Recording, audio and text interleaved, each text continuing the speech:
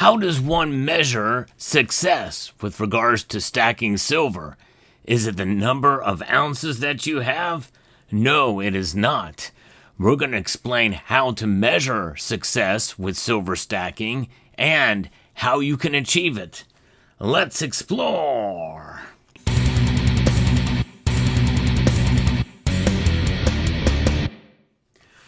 There's so much more to silver stacking than just the amount that you have in your possession.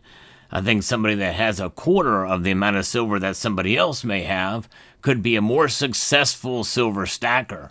And that's what this video is about, because really, when it's all said and done, it's about perspective. Perspective is everything with regards to silver. And there's a time to buy and a time not to buy silver. I've been talking about that for a number of years here. I believe in responsible buying and strategic buying with silver. But it doesn't have to be overly complicated. In fact, you just have to be smart. And smartness does not equal intelligence. In fact, I would much rather be around a smart person than someone who is supposedly intelligent. Nonetheless, when you do buy, I think it's a good idea to cost compare, no matter what. Now, this channel was sponsored by Summit Metals, who has some really good competitive pricing on silver products. However, there may be other deals out there that you can take advantage of from other dealers. Notwithstanding, Summit Metals has not only proven themselves as a low-price leader in terms of silver items, but they also have great customer service. And I'm hearing time and time again on people who have been pleased with their orders and others who have had issues resolved that have occurred, and which is very rare, by the way. But let's talk a little bit about what's going on with silver here now. We've seen a pullback as of the recording of this video that has got some people rather frustrated. And that frustration I have seen time and time again in this community over the years. And it's understandable. It seems like silver can't, quote, get ahead. But it's not about getting ahead with silver. And that's the first tip I want to tell you about and how to be a successful silver stacker. Because the best way to do that is to keep in perspective as to what silver is supposed to be. It is supposed to be a hedge against economic instability and a hedge against inflation. That's a loss of value of this year over year. Even at the Fed's target of 2%, that's still inflation, which means that these Federal Reserve notes, valuable though they are and so needed in American society and in the world, they are a losing proposition. Why? Because they're a debt instrument. And understanding this and the value of this and really puts into perspective as what silver has been for thousands of years. And that is the first thing that you got to understand. Perspective is everything. In fact, this video was inspired by Meteor Man, who made a comment about a video that I did recently about the drop in silver's price. And he says, a look at the 5-year chart puts the recent drop into perspective. And he's so right. And sometimes I lose sight of that, especially as a channel who gives you the latest news in the world of precious metals, including daily market reports or market reports that reflect a day's activity in the silver price.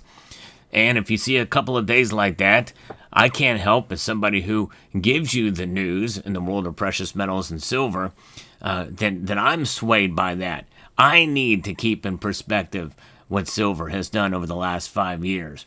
Looking at a 5-year chart of silver, it's been sporadic to say the least.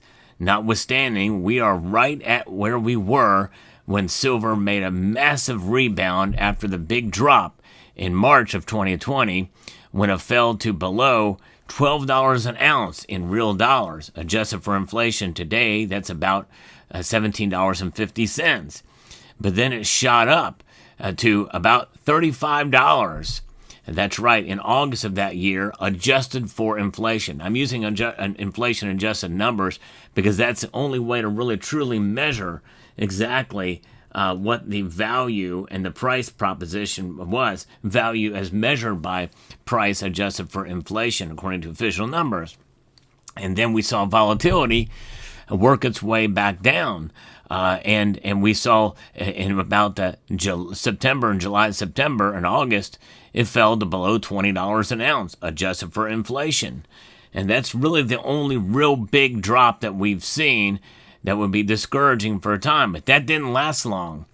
In fact, since then, it has pretty much been, aside for some volatility with some very small movements in comparison to what the previous times that I told you about, silver has done very well. In fact, it came very, very close to $35 an ounce back in March. So this is something that we're seeing here with silver that really kind of does put it into perspective. In other words, everything is fine with silver, adjusted for inflation over the long course of time, beyond 5 years too. And you have to look at the perspective in these windows of time. That gives you the perspective. And in reality, if you stretch it out all the way to 100 years or plus, silver definitely is doing okay when you take out the anomalies, which is 1980 and 2011. Overall, really the time when it has performed really horribly was around the early 2000s. And that's really kind of where it has been. That was really the lowest of the low during that period of time. And that was a period of time where I questioned my silver stacking for sure, because it just seemed like it was not doing much, trading $3-4 an ounce for a year or so, a little over a year or so. But ever since then, it has been consistently above that. And when you average it all out, silver indeed is honestly trading either right at or even above inflation-adjusted numbers these days. But when you are realistic about silver and see it as a hedge, in other words, a savings vehicle, an insurance policy, if you will, that really does put it into perspective.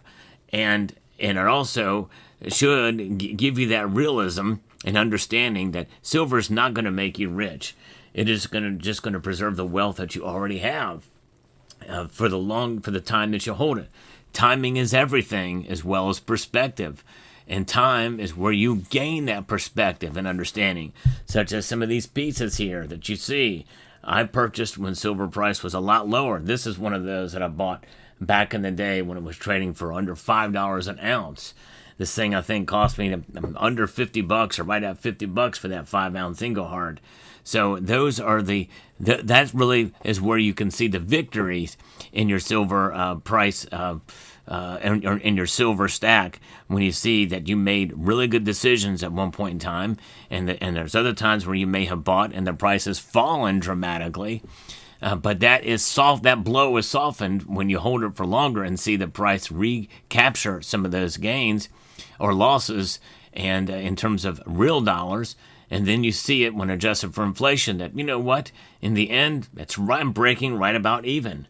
When you aim for mediocrity with silver, it means that you're not going to be hoping and wishing for the moon, because it's really not about profit with silver. It's not about making money, especially when stacking the physical, because of the premiums.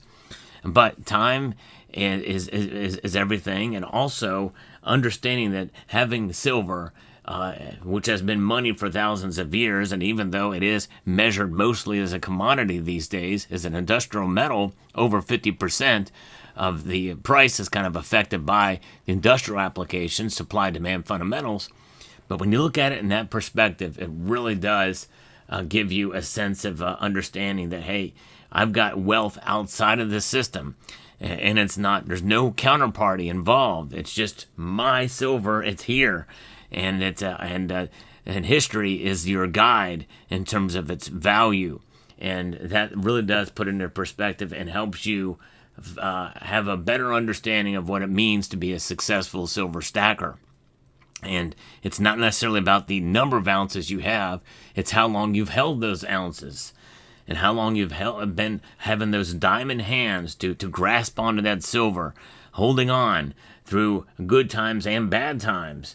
Having a little bit more of these on hand so that you don't have to liquidate these in an emergency. This is for the ultimate emergency if needed. And ultimately, it'd be nice to pass it along to the next generation or sell it for retirement. Enjoy your savings, and that's really kind of how you should look at it. But you know what? That being said, I am bullish on silver. I posted a video earlier today with a message about silver that could do very well. I like to be realistic, but I also am optimistic, and I believe that there's a real good chance that there are, because silver is a commodity and also as a precious metal. So check out that video. I'm going to post it at the end screen here for you to check out, because I think there's some interesting things about silver that I think people need to know and understand. Another perspective, because I do get complaints on this channel for being too down on silver or negative about silver. But in reality, I just like to be realistic about it. And in part of that realism, there's also the being open-minded that it could go up for a number of different reasons. And that's what this video that I'm going to post at the end screen is about. But I have been bullish on silver in my year-end price predictions for the last 5 years now. And so it hasn't reached that. So maybe I've been a little bit overly bullish when it's all said and done. But nonetheless, I do believe that silver will prove itself because it exists and because of the history behind it. In a sense, it sells itself. It doesn't need me to sell it for it. And there's no argument that I can make that is going to do what silver itself hasn't already done, as long as people know. They get the knowledge. They become smart by understanding silver's history, understanding silver's properties, understanding the dynamics and the fundamentals of what the metal is. If you have that understanding and are realistic about it and don't get caught up in the noise and the conspiracies about silver, you're going to do just fine. You're going to be a smart silver stacker, and that is absolutely profound, and that is the best thing that we can hope for. And with silver, it's all about wealth preservation. So I hope you found this video informative, insightful, and educational. Would like to extend a multitude of gratitude to each and every one of you for taking the time to watch, and to encourage you to please rate, share, comment, and subscribe.